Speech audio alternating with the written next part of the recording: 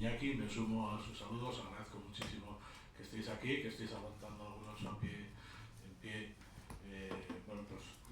nuestras palabras. Yo voy a añadir muy poca cosa más. Puigdemont, pues es lo que decía Iñaki, estábamos escribiendo noticias todos los días sobre Puigdemont y cuando queríamos cambiar de actividad seguíamos escribiendo de Puigdemont y había un momento en el que pensabas, ¿tiene sentido esta vida? ¿Tiene sentido haber estudiado periodismo, ¿no? Para esto? Bueno, y es que este libro seguramente será mucho más importante dentro de unos años, porque ahora hay cosas de Puigdemont que la gente no se cree, pero han sucedido y Puigdemont además las interpretó así, como decía Arcadi, el material más que nada probatorio está en sus propias memorias. Por ejemplo, cuando desprecia de una manera absoluta a lo que es el gobierno español y cuando confunde al gobierno español y al rey con el Estado. No entiende que el Estado es mucho más y que el Estado lo va a aplastar. Él simplemente se cree que el Estado es Mariano Rajoy y Soraya Sáenz de Santa María, no contempla otra visión. Desprecia por un lado a España, pero también manifiesta un profundo desconocimiento de lo que es su propio país. Y esa hispanofobia también es un rasgo muy español, cosa que seguramente a él le duela, pero tiene algo de Quijote, al menos en Europa lo han visto así, cuando han rechazado las peticiones, las euroórdenes de Pablo Llerena, han venido a determinar que Puigdemont era una especie de Quijote que en España iba a ser sometido a un juicio humanísimo y poco más o menos que exhibido en una plaza de toros y banderilleado hasta la muerte, ¿no? Y ese ha sido uno de las grandes suertes que ha tenido Puigdemont en su trayectoria política, encontrarse con una Europa absolutamente contraria a su extradición, pero contrario a su extradición utilizando pues la vieja leyenda negra, cuando seguramente una cárcel española es mucho más cómoda que una cárcel alemana, según la descripción del propio Puigdemont. Y después, por otro lado, es verdad, como dice Iñaki, que Puigdemont no es un iluminado. Puigdemont no es el único responsable, el único causante de lo que nos ocurrió, porque nos ocurrió a nosotros, esto lo vivimos pues todos los que estamos aquí y lo vivimos con angustia, con inquietud, con miedo, también algunas veces con optimismo y con valentía. Pero es un personaje que ha tapado los defectos de Artur Mas, que ha tapado los defectos de aquel Estado Mayor, recordad a David Madí, ¿verdad? El típico fachenda catalán, la gente, Xavier Vendrell, que se está forrando en Colombia, Oriol Soler, que es ese señor que tiene la cooperativa Abacus, y pues toda esa gente que decidió los designios de Cataluña y que tenían que haberse sentado en el Supremo, en vez de Joaquín Forn, que fue el consejero de Interior desde el 14 de julio hasta el 27 de octubre, o de Lluís Puig, que fue todavía menos tiempo, ¿no? El consejero de Cultura. Bueno, pues Puigdemont lo representa a todos y representa a esa Cataluña independentista que en un momento dado, ante las advertencias del gobierno de España, pues estaba en plan sujétame el cubata y daban un paso más adelante, ¿no? Y así iban dando pasos y bueno, todos ellos encabezados por alguien que pensaban que era un títere, porque aceptó un gobierno nombrado por Artur Mas y por Oriol Junqueras, pero que resultó tener más personalidad que Artur Mas y que Oriol Junqueras. Sí, voy a añadir. En este sentido, por ejemplo, para que veamos un poco el personaje, un par de anécdotas, ¿no? Lo que decías tú de la velocidad, exactamente, Puigdemont pasa de ser un friki, porque de pequeño era un niño solitario, más bien solitario, gafotas, de adolescente pasa los...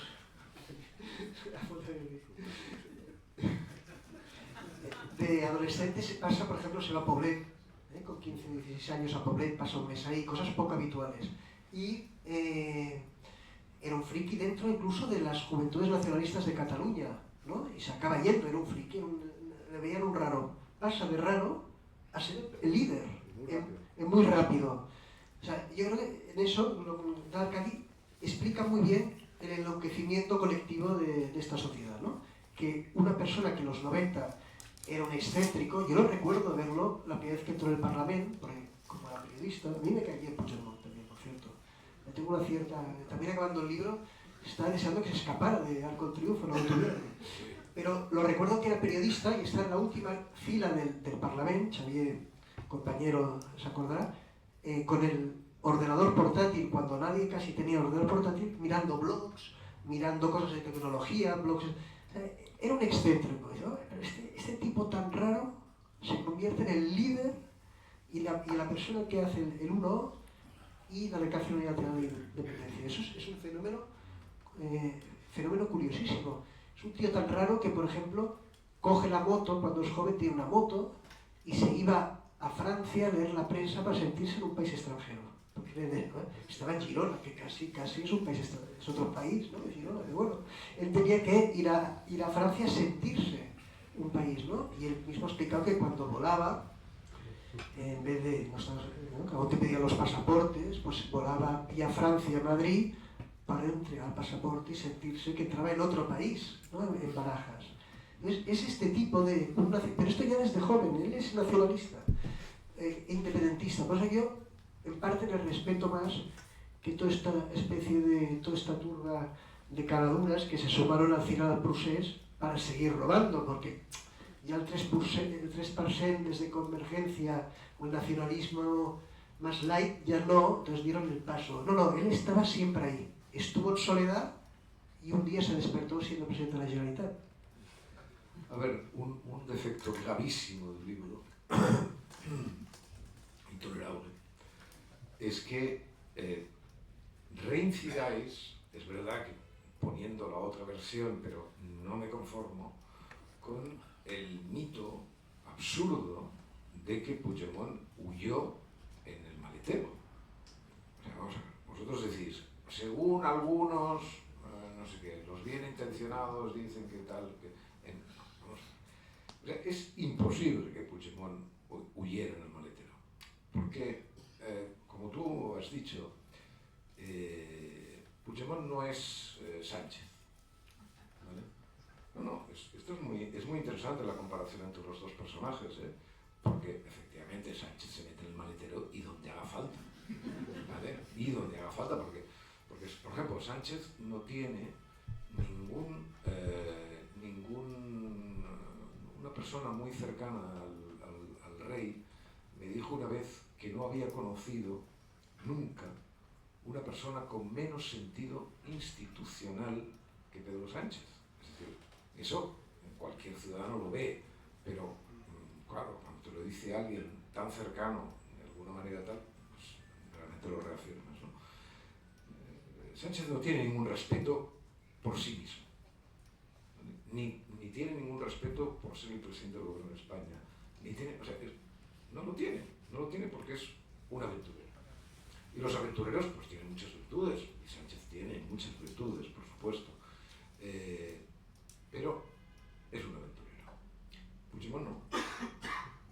Puigdemont, si es un aventurero puesto al servicio de una ideología férrea, y, por supuesto, llena de autorrespeto. Él, es verdad que no incumplió el pacto de presentarse en el tal, y ahí sí que se comportó un poco como rocambole, ¿no? Pero él, cuando explica en sus memorias, en el segundo volumen, La lluita desde el exili, cómo se va, dice esta estupidez que dicen que yo me fui en tal, es decir, yo me fui de Cataluña con traje y corbata y por supuesto en un coche con los vidrios tintados o lo que fuera, pero me fui con traje y corbata. ¿Por qué dice eso? Dice eso no, ni siquiera porque es Carles Puigdemont, sino porque es el presidente de la Generalidad. O sea, uno ve a Illa diciendo que es el 115 presidente de la Generalidad y todo el mundo se pone a reír. Porque Illa, claro, no, pero es que Puigdemont se lo cree. O sea, Illa no se cree nada, Illa solo cree en Dios, que es la ficción más poderosa.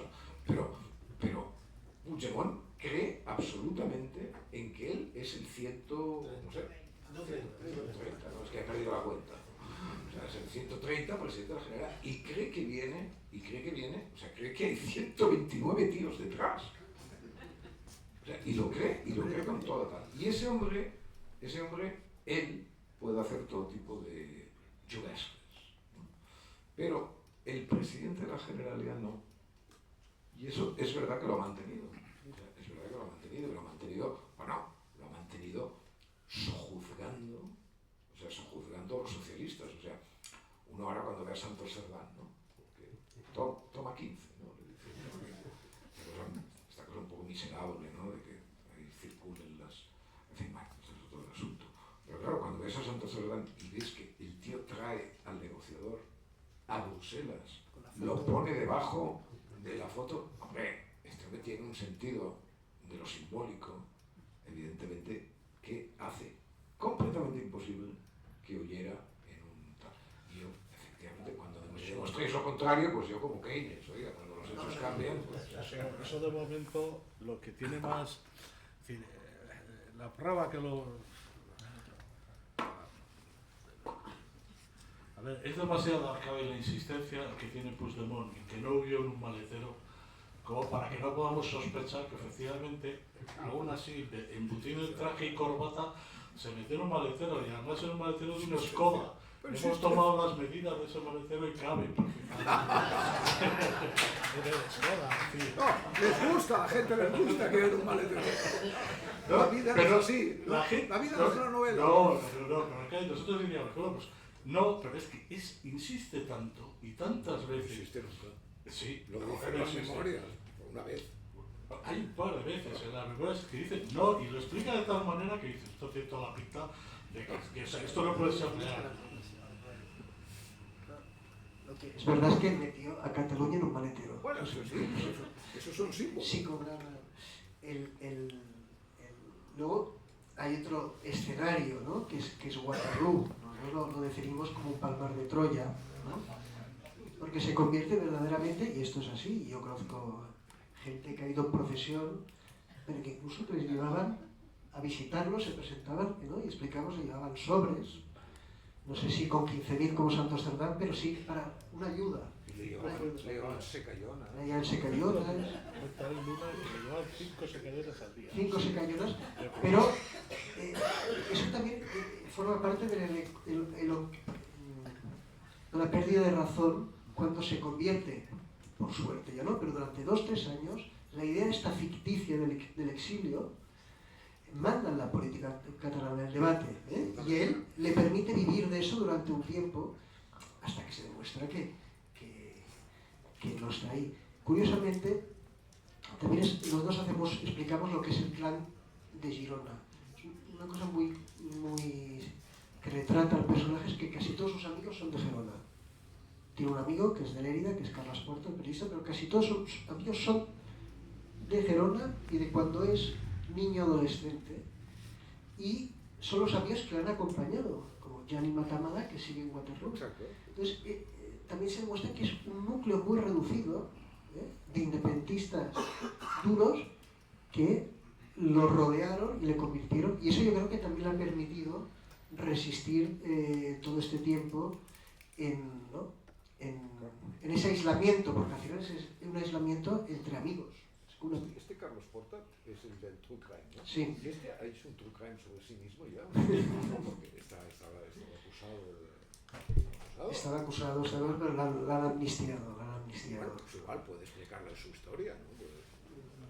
Pero esa idea del círculo del círculo de amistades tan reducido también explica, y por cierto, nosotros hay un capítulo que hablamos de su etapa de periodista que compartió con algunos amigos como Alberto Jimeno, pero con periodistas que luego hicieron carrera como Ramón Rubira, ¿no? Y Pujol fue a visitar la redacción del Punt y el único que se levantó a saludar de los periodistas en aquella época fue Puigdemont. El resto de periodistas ignoró al presidente de la Generalitat en aquella época, que yo me acuerdo que la primera hora de prensa que fui en la Generalitat vi que la gente se levantaba cuando entraba Pujol, los periodistas, cosa que no lo he visto con nadie más. Y sí, pero eso Eso no está mal, no está mal. No lo digo. No, pero el Mira, único me que fue a parece- saludar, y entonces Pujol al irse dijo, tots aquests periodistas son del sur, ¿no? Menys el Puigdemont. Es que eran del sur, claro. No, pero esto de saludar, Yo tengo una anécdota con esto de Pujol. A mí, cuando estaba Pujol, claro, en el año 80 todo esto era tan frágil que, joder, Pujol entraba en cualquier sitio y nadie veía esto que decimos, el presidente de la Generalidad, el presidente. A mí no me parece mal que entre un presidente del gobierno en una sala y los periodistas se levanten. Me parece que es lo correcto. Naturalmente, ¿quién se va a levantar cuando entra Pedro Sánchez? Nadie. Esto se puede de Pedro Sánchez. Y una vez me pasó una cosa con Pujol, a mí, personalmente. Yo me levantaba el primero, ¿no? Hasta que un día el tío llega a la rueda de prensa 1 hora tarde. Entonces, entra y de muy mal talante y no dice una sola palabra de disculpa, ¿no? Ni disculpa, nada. O sea, empieza 1 hora los periodistas ahí esperando. Entonces a la salida me viene y me dice, usted avui no s'ha aixecat. Dic, si vostè no demana perdó per arribar 1 hora tard, perquè em tinc que aixecar jo, escolti, aquí no tinc jo l'única obligació de ser educat. Vale, esto sí. Y luego que Pujol come con las manos y todas estas cosas. hostia, Quieta.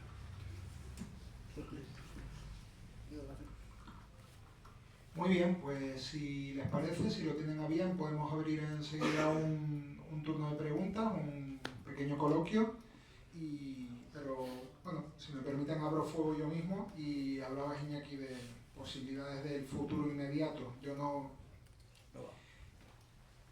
Creo que Iñaki sí lo maneja. No os voy a pedir que hagáis de futurólogos, pero sí que nos podáis dar un poco de luz sobre por dónde van los tiros. Puigdemont acaba de renovar hace un mes o menos su liderazgo de Junts. Este fin de semana que viene es el Congreso Federal del PSOE, veremos qué pasa o deja de pasar.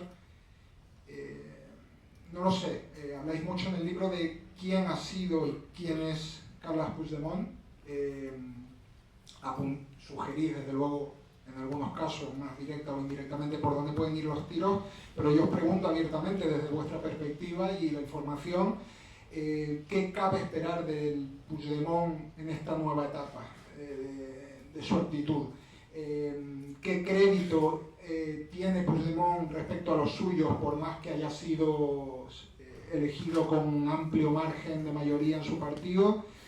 ¿Qué horizonte maneja él? ¿Qué crédito tiene para los suyos en esta legislatura que se abre con Salvador Illa? Él tiene un relato eminentemente épico, ¿no? Y de agravio. ¿Puede mantener ese relato tan frontal en lo que queda de legislatura, que es toda ella, o no? No sé cómo lo veis vosotros. Bueno, él tiene dos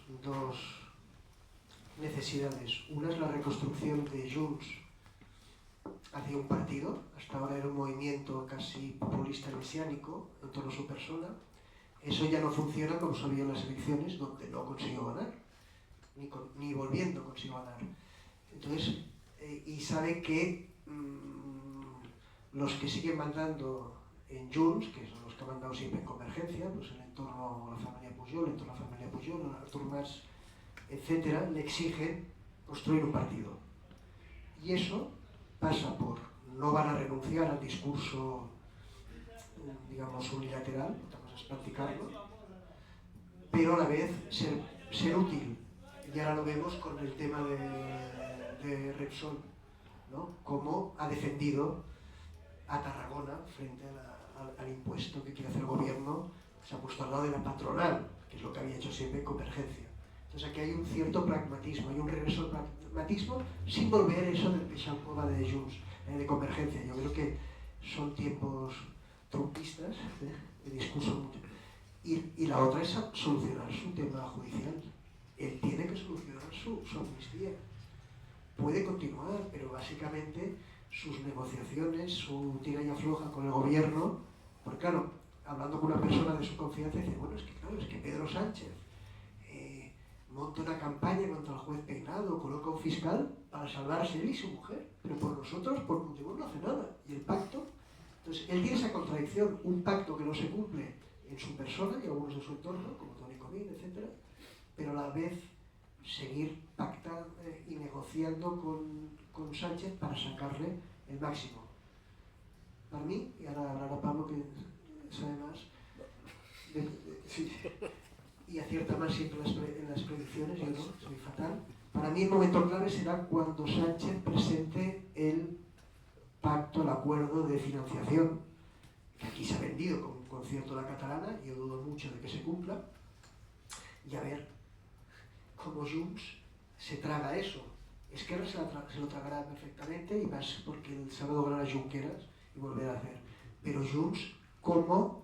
Si en ese momento decide romper o decide endulzarlo y empainársela. Yo creo que es un momento clave para saber lo que hace Junts.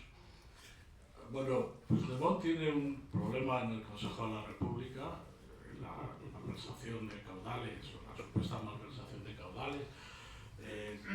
Esa es su principal fuente de financiación, con eso está pagando la Casa de la República, y después Junts se parece mucho a Convergencia, o quiere parecerse mucho a Convergencia, pero se parece muy poco en cuanto a dimensiones. Junts tiene actualmente 5.000 afiliados, cuando Convergencia había llegado a tener más de 20.000. Esa es una estructura mucho más pequeña. Después ha tenido esa suerte, que muchas veces no le ha acompañado, de que los 7 diputados que obtiene Junts en las generales del 23 de julio condicionan por completo la política española, y llevan incluso al Partido Popular a cortejar en un momento dado a Puigdemont, y en otro momento dado, que es el actual, pues también hay señales, indicios de que, en fin, el PP estaría dispuesto a colaborar con Puigdemont para una hipotética o eventual moción de censura. De modo que es un personaje que va a seguir ahí. Después, el drama de Cataluña es que tenemos a los coautores del procés, o parte de los autores del procés, que tienen secuestrada la política catalana, es el caso, o a sus partidos, el caso de Junqueras y el caso de Puigdemont.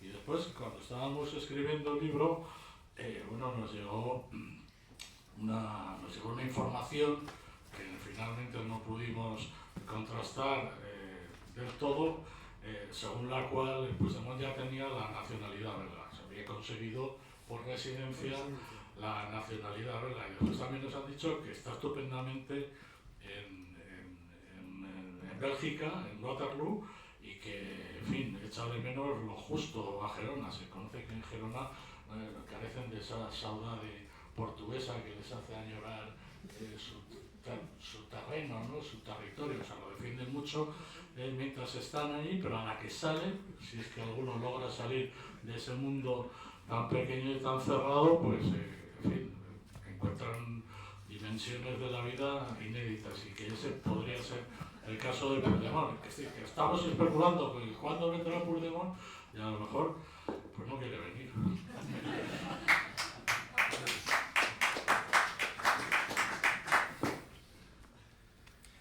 No sé si alguien quiere preguntar algo. ¿Algo por aquí? ¿Se anima alguien? Pues yo sé... Martín. Muy bien. Yo me empecé a leer el libro, todavía no he terminado. Martín, no sé si se te oye. Toma, léale, pasáis. Bueno, gracias y felicidades por la presentación, está siendo muy interesante. Ya me empecé a leer el libro y bueno, me está gustando mucho. Y la verdad es que hay muchas cosas que no sabía del procés. Sé que es de Puigdemont, pero para mí es como la fotografía del procés. Y hay cosas que me sorprenden y que no tenía ni idea, ¿no? Y por eso valoro mucho el libro y agradezco poderlo leer, porque estoy aprendiendo mucho de lo que ya pasó. Mi pregunta es la siguiente: ¿qué cosas os han sorprendido más de volver la vista atrás y hacer esta fotografía que habéis hecho? Gracias.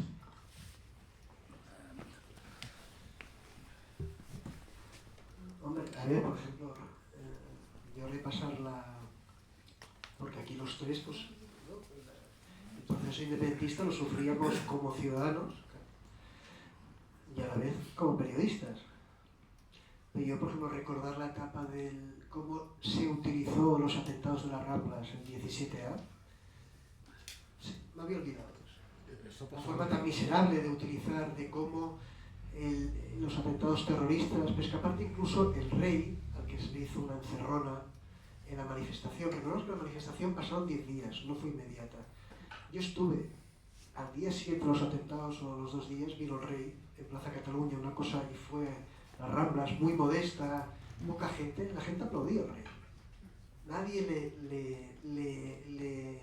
¿no? La encerrona que le hicieron con Omnium, cómo se ensalzó la figura de Trapero, esa rueda de prensa ridícula, vestida, ¿no? Con la pistola y que afea al periodista holandés, y el nacionalismo ve una oportunidad. Es verdad que Rajoy, el lector Rajoy pensaba, bueno, esto ya no harán el referéndum, ¿no? Después de esta desgracia que ha habido también.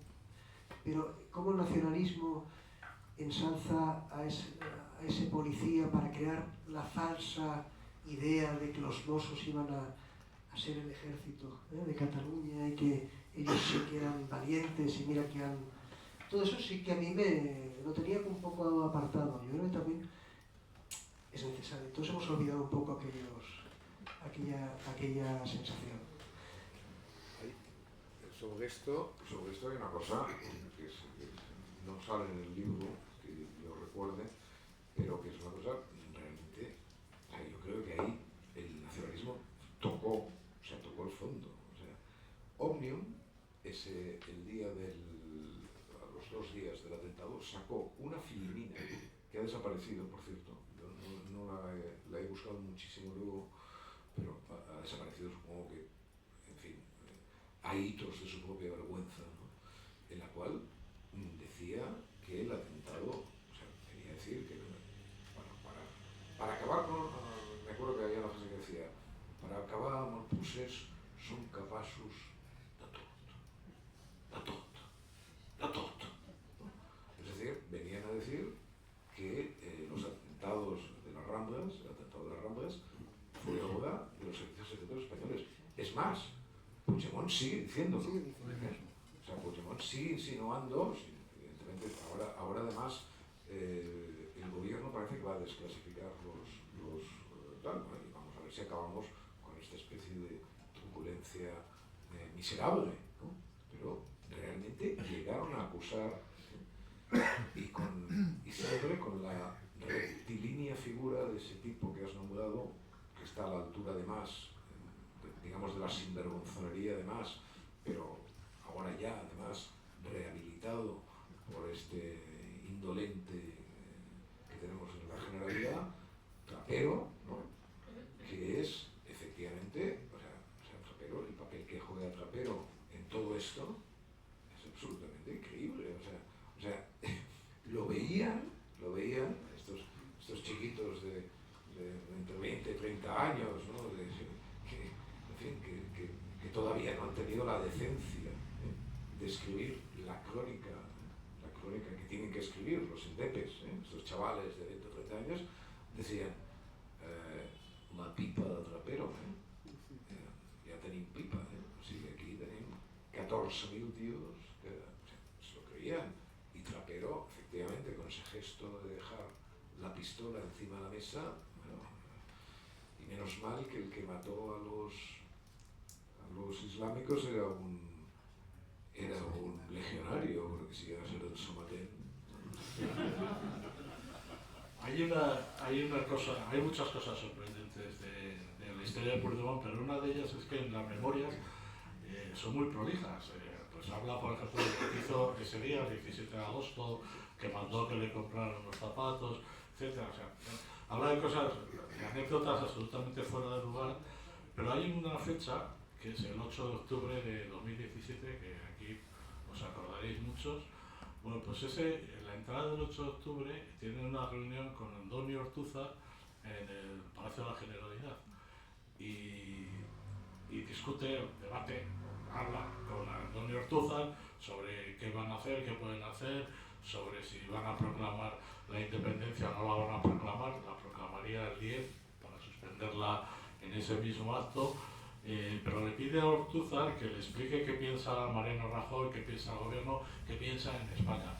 Bueno, pues explica todo eso y lo único que nos explica es que ese día pues casi 1 millón de personas o 1 millón de personas se manifestaron en contra de lo que estaba ocurriendo y a favor de la unidad de España, pues en fin, en Barcelona, aquí, no en Marte, ni en ningún otro sitio. Y eso, claro, esa memoria selectiva que le lleva a presumir de la cantidad de gente que podía mover el independentismo en un momento dado y que le lleva a olvidar por completo lo que ocurrió ese día 8 de octubre, que fue una de las cosas más importantes que han ocurrido, yo creo que estaréis de acuerdo conmigo, en este país pues en los últimos 40 años. Fundamental.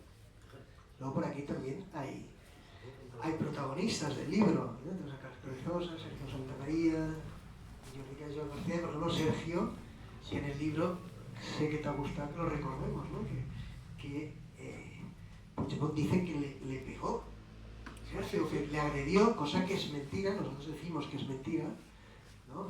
Tú le dijiste, bueno, yo me acerqué, o sea, la verdad que lo hice intencionadamente cuando el grupo del Partido Popular y Ciudadanos, lógicamente también, decidimos abandonar el hemiciclo. Yo recuerdo que yo no era el último en salir de nuestro grupo era Fernando Sánchez Costa.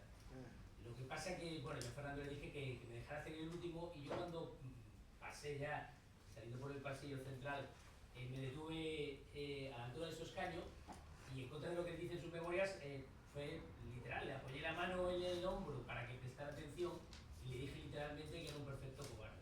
Bueno, pues eso, que quedó ahí, bueno, me increparon los del grupo, me dijeron Solá, no sé qué, bueno, que aquello se dio un poquito y tal, y bueno, quedó una anécdota, tampoco se le dio tanto recorrido, pero después cuando publica sus memorias con Xavi Chilbo, que lo habéis citado, vamos, no tienen la más mínima vergüenza, dice, y él lo da por bueno, que yo lo que hago es insultarle y agredirle.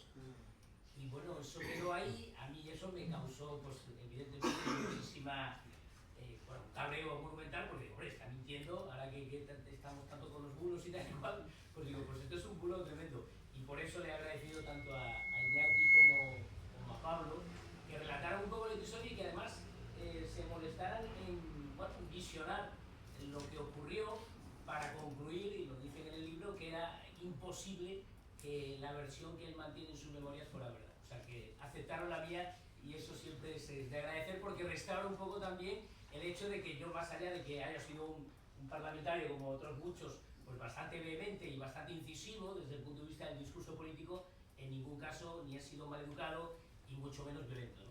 Y en ese sentido les agradezco mucho el detalle de restaurar en cierta medida el buen nombre que siempre procuro defender en este caso de lo que afecta a mi persona. Pero lo llamaste cobarde, ¿no? Perfecto. Vale.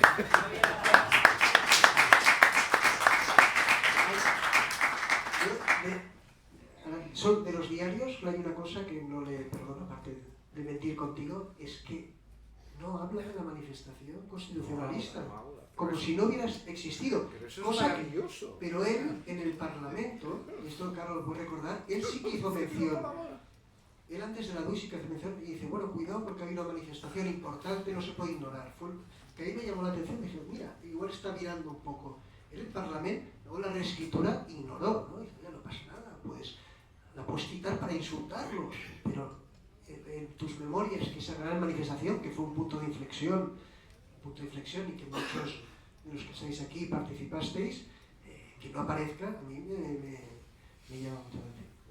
Hola. Yo sí me he leído el libro y he disfrutado mucho con él. Dos preguntas muy concretas. ¿Entendéis que yo tuviese miedo en aquel momento por las circunstancias que estamos viviendo en Cataluña? Y luego, segundo, ¿tenéis información de qué pensó la Beautiful People catalana cuando vio que el capital y la banca se marchaban de aquí, contrariamente a lo que Artur Mas sentenció de que os fotarían de hostias para quedarse aquí? Bueno, el tema, las 17.000 empresas, ¿no? que se van de Cataluña. En fin, en el caso de la banca, no se van porque sí, se van porque hay una oleada de clientes absolutamente asustados que dicen que si sus dineros están seguros y lo que les ofrecen son cuentas espejo.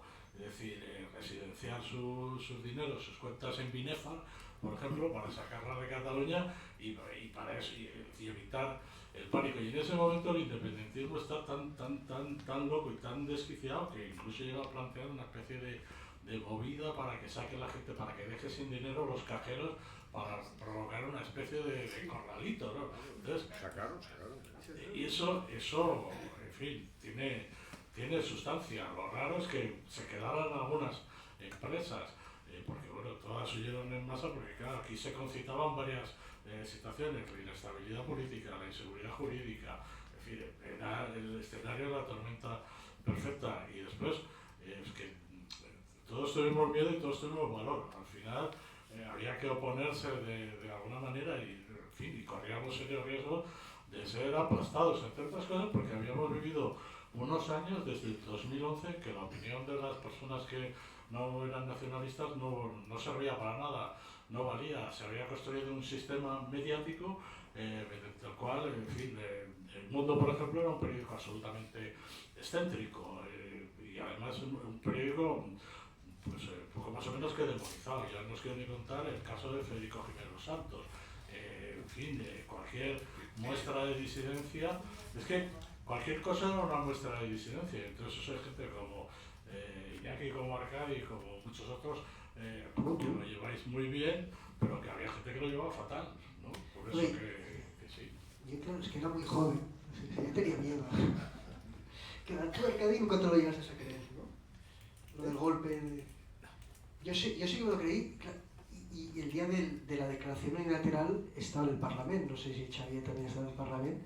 Entonces, claro, en ese momento oías a los diputados independentistas y decían, bueno, ya vendrá la Guardia Civil o no vendrá la Guardia Civil, entrará el ejército, no entrará, y digo, ¿aquí qué va a pasar? Luego yo salí, medio asustado, también tenía amigos que decían, oye, mañana llevamos los niños al cole o no, ¿verdad? Si es un Estado independiente, nadie nos había dicho.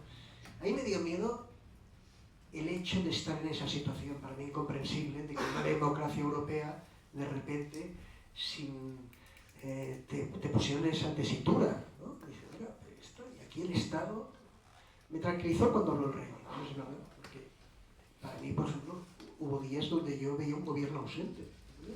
Y esta gente va avanzando pero claro, cuando salí del Parlamento y vi que no había nadie, bueno, sí, había un editor de La Vanguardia que iba a celebrar, que era compañero mío, entonces La Vanguardia iba a celebrar la independencia, hola. Pero a lo mejor había 1000 personas en el Parque de la Ciudadela, 1000 personas a las afueras, no había nadie. Subí vía Leyetana, está lleno de turistas, la mar de tranquilos, chicas muy guapas por ahí, tal, pasé por Plaza San Jaume, si había otros 1000. Y dije, bueno, ¿y esto?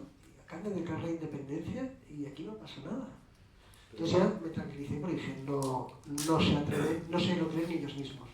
Es que había en esos años hubo una cuestión sobre el Estado muy interesante. O sea, Rajoy era un hombre, yo he hablado muchas veces con él sobre este asunto, muchas veces. Y yo le decía, pero usted se creyó esto. Sí, yo creía que, en fin, que iban a tirar para atrás. Pero ¿por qué no nos escuchabas? Y ya le decíamos que estos no, gente educada, en fin, ¿no? O sea, y era perfectamente sincero. O sea, Rajoy nunca creyó que efectivamente las cosas llegaran al punto que llegaron. O sea, él no.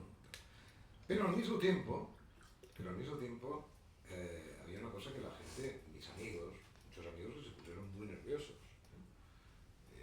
Gente muy constitucionalista y muy de los nuestros y tal, que decían, es que es imposible, o sea, es que nos van a aplastar. Y yo les decía, Rajoy los meterá en la y disolverá el gobierno. Y entonces se me queda mirando, ja, ja, ja, Rajoy, ja, ja. Y yo, no, Rajoy, no. El Estado. Porque, efectivamente, Puigdemont no sabía lo que era el Estado. Esto, no sé qué lo has dicho, si tú, es absolutamente cierto. Puigdemont desconoce completamente lo que es un Estado. Claro, pobre, es de merda. O sea, no sabe lo que es el Estado. Pero es que nosotros tampoco lo sabíamos. O sea, nosotros tampoco sabíamos. Nosotros veíamos a Rajoy allí, tal y cual, y Soraya allí poniéndose puntillas con Junqueras y tal. Bueno, pero es que el Estado es otra cosa. Esto se está viendo ahora, o sea, con la amnistía y tal. ¿Pero qué se creen? O sea, el Estado no es Sánchez,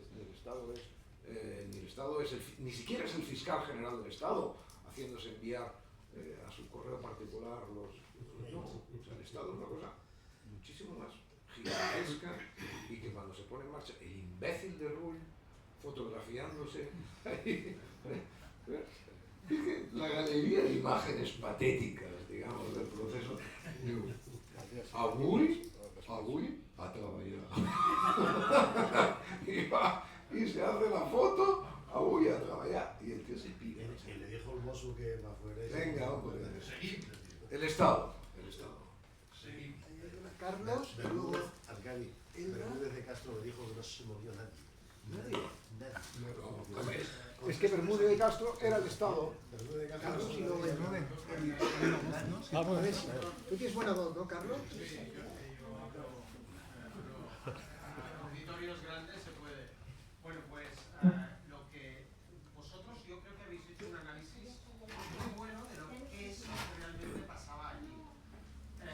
Eran los hermanos musulmanes y tú veías imbuidos de una visión trascendental tanto a Junqueras como a Puigdemont, con miedo, con muchísima tensión, pero nada comparable a lo que vivían el resto de diputados independentistas. Había un ambiente de excitación muy grande. Habían traído, el Parlamento estaba prácticamente tomado por los alcaldes independentistas que habían traído las varas y gritaban sonoramente. Y había muchísimos nervios. El Parlamento, lo que es el hemiciclo, que es mucho más pequeño de lo que se puede uno imaginar en la tele, tenía el aire denso que se podía cortar, porque la gente estaba sudando allí toda... Yo creo que olía a maletero el hemiciclo. Y la gente estaba muy nerviosa. Y Puigdemont, yo creo que se metió en esto porque cumplía una misión divina, pero todo...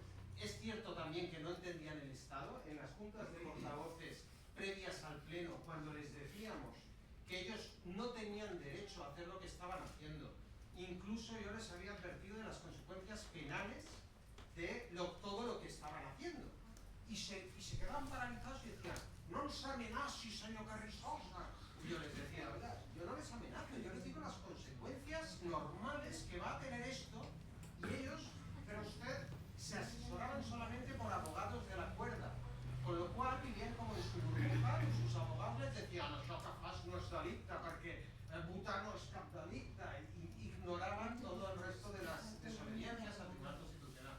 Fue un ambiente que es, quizá de todo lo más lamentable es en manos de quién estamos y cómo las sociedades, porque se le abrió la ceja a una señora, pero si llega a haber un muerto, todo esto que parece un juego, a lo mejor se hubiese convertido en un enfrentamiento civil. Pasamos verdadero riesgo porque Dios no quiso, no pasó nada más. Es que ellos veían la movilidad. El dato, ¿no? Igual que quitas el micro. No sé si necesito... Exactamente, pero dentro igual de los tíos... Sí, lo que quería explicar es que yo soy de Barcelona, pero hace 45 años que vivo en la provincia de Gerona. Y una de mis desesperaciones, y que me alegro que lo estéis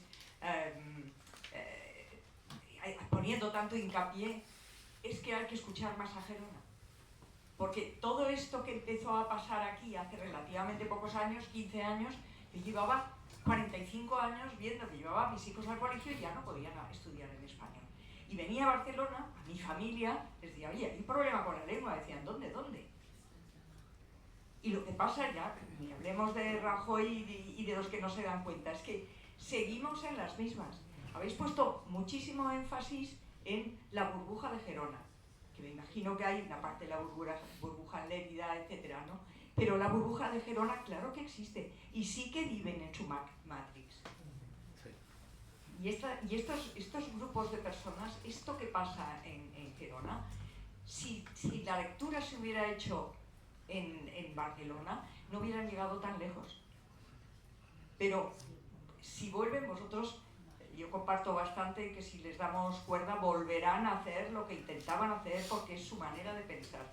Bueno, pues si en Barcelona, que es la gran urbe, que es donde hay 4 millones, pero hay 3,5 millones fuera también, si hay 4 millones que realmente no saben leer la partitura, volveremos a tener los mismos problemas. Y ha servido de alguna manera, me habéis hecho un favor porque llevo 45 años diciendo escuchar lo que pasa en Gerona, porque aquellos polvos traen unos lodazales impresionantes. O sea, gracias y felicidades. Pues gracias. De esos lodos, una de las conclusiones que hemos pensado es que si se puede volver a repetir todo aquello que vivimos, Prusés, ¿no? Si puede volver a pasar. Y viendo lo que ha ocurrido en Valencia, si eso mismo llega a ocurrir en Cataluña, a mí no me cabe la más mínima duda de que estaríamos asistiendo a un revival, pero un revival todavía más duro y todavía más dramático, porque ahora ya nos conocen y nos conocemos. Y sabemos que, en fin, que es una gente muy fanática. Es decir, por ejemplo, nos decían, también ha habido alguna gente que nos ha preguntado, oye, periodistas catalanes, esto de llamar a Puigdemont integrista, y dice, sí, ¿verdad? No lo parece, ¿verdad? Parece un tipo normal, que le gustan las cosas normales, pero bueno, no deja de ser un fanático. Y es un fanático. En cierto modo le hemos hecho un favor al llamarle integrista y no fanático. Y es probable que ese fanatismo, por ejemplo, en Gerona no se contempla de tal manera. Seguramente en Gerona pensarán que los fanáticos somos nosotros por decir Gerona o por decir generalidad, ¿no? Pero así están las cosas y cualquier cosa les puede servir como espita para un revival. Yo creo que lo vamos a tener. Si no hay más preguntas, te voy a corregir una cosa. El primer equipo de Cataluña es el Español, y aunque soy español, como va a jugar el Barça y aquí también tenemos muchos amigos culés, vamos a acabar. Os agradecemos, Arcadi, la presentación, Diego. Es que no es verdad. Bueno, eso ahora lo debatemos con la caña. Ahí Tomás Guas, muchas gracias. Los libros es muy importante los lectores, pero las presentaciones sin vuestra aportación aquí pues no hubiera sido ni la mitad. O sea que gracias por venir, que siempre es un esfuerzo, una tarde de martes y nada, nos seguimos viendo y leyendo.